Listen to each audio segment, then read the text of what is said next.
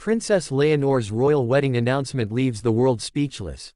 A royal fairy tale, finally real.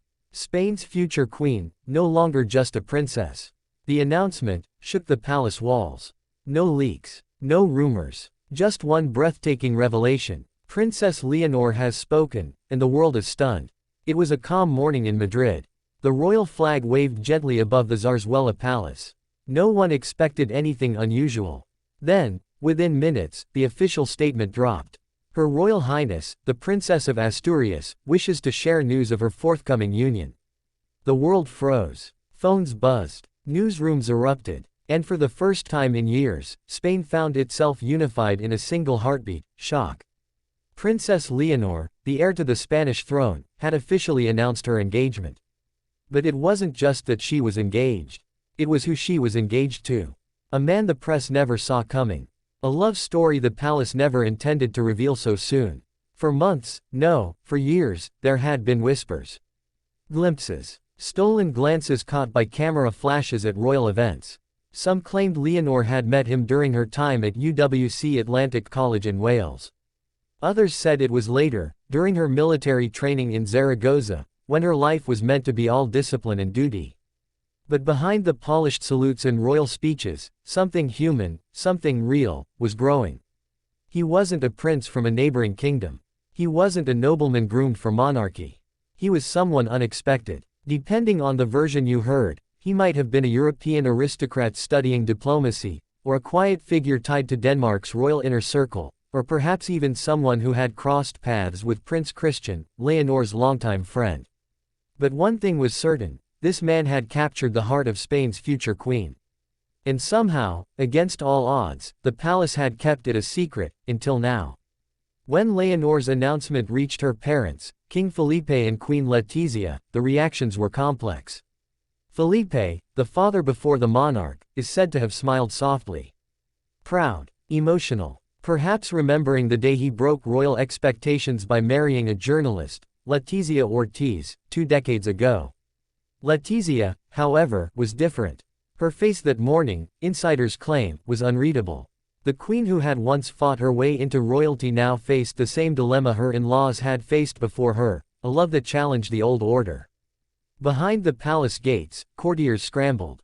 Advisors called for caution. A royal wedding means symbolism, diplomacy, alliances, and risk. Will the people accept him? Will tradition bend again? And most importantly, is Spain ready for a new kind of queen? The announcement didn't just echo through Spain, it thundered across Europe. In the United Kingdom, the tabloids splashed her face across every front page. The new Diana, one headline screamed. In Denmark, rumors erupted linking the news to Prince Christian, the young heir who has long been close to Leonor through royal events and shared milestones. Did Christian know? Was there heartbreak? Or was there quiet support behind palace curtains? Meanwhile, in Norway and Sweden, royal watchers praised Leonor's courage. She's leading the next generation of monarchs, wrote one Scandinavian commentator. In France, she was hailed as La Princesse Moderne, the princess of a new era. Every capital wanted a piece of her story. But back home in Madrid, something deeper stirred. The Spanish people, once skeptical of the monarchy, found themselves enchanted again. When the engagement photos finally appeared, they silenced every critic. The setting was simple, no palace balcony, no staged grandeur. Just Leonor, in a cream dress, standing beneath olive trees. On royal grounds, her fiancé by her side. The light was soft, her smile, completely unguarded. Observers noted how she held his hand. Not delicately, as royal women often do for photographs, but tightly, with conviction, with emotion, with the unmistakable bond of two people who had fought to be together. And that's when the story came to life. Sources close to the royal household revealed the truth. Leonor had insisted on announcing the engagement herself. No press leaks, no protocol meetings, no approvals in advance. Just her decision, spoken clearly, recorded on camera, and broadcast to millions. Love is not a matter of titles, she said softly in the video. It is a matter of courage. Spain stopped. The world listened. And for the first time in modern royal history, a future queen spoke as both sovereign and soul. So who is this man who has turned European royalty upside down? Details remain guarded, but from what's known, he is educated, quiet, dignified. A man of diplomacy rather than drama. He has no noble title, but carries himself like one. No crown, but an undeniable charisma. The Spanish press described him as the gentleman who looked at Leonor not as a princess, but as a woman. It's said their first meeting was almost accidental. A shared table at a diplomatic reception. She was the daughter of a king, he was part of a cultural delegation. They spoke for 10 minutes. Then an hour. Then, over months, a friendship blossomed, one that even the palace couldn't contain. He respected her duty, her studies, her role. He never sought fame, never gave interviews. And that humility, insiders say, is exactly what drew her in. Of course, not everyone approved. Some senior royal aides questioned the timing. Spain is entering a sensitive political period.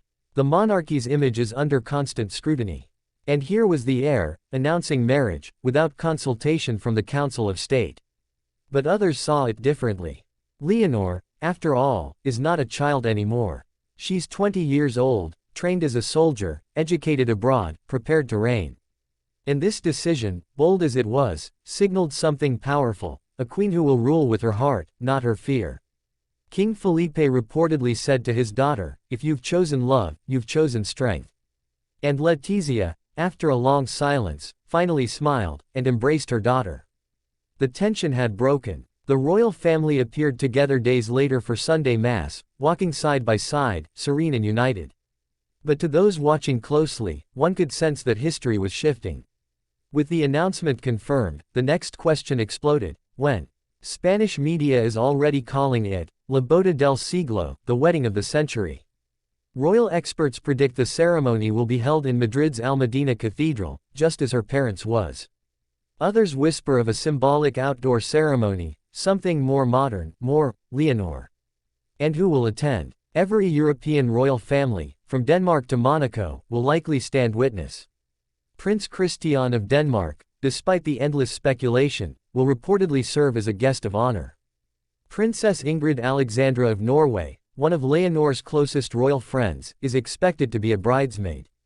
And when the national anthem plays, when Leonor steps out in her gown, wearing perhaps Queen Sophia's diamond tiara, the same her mother once wore, the world will hold its breath. Because it won't just be a royal wedding. It will be the crowning of a new era. For Spain, this wedding represents more than love, it's rebirth.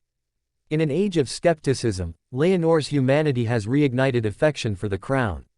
She's shown that the monarchy can evolve, that the heart of a nation can beat in rhythm with modernity, compassion, and courage. Already, young Spaniards flood social media with tributes. Nuestra Reina del Futuro, they write, our future queen. She's not just a royal figure anymore. She's a symbol of youth, of authenticity, of love that defies centuries of protocol. And as her story unfolds, the world can't look away.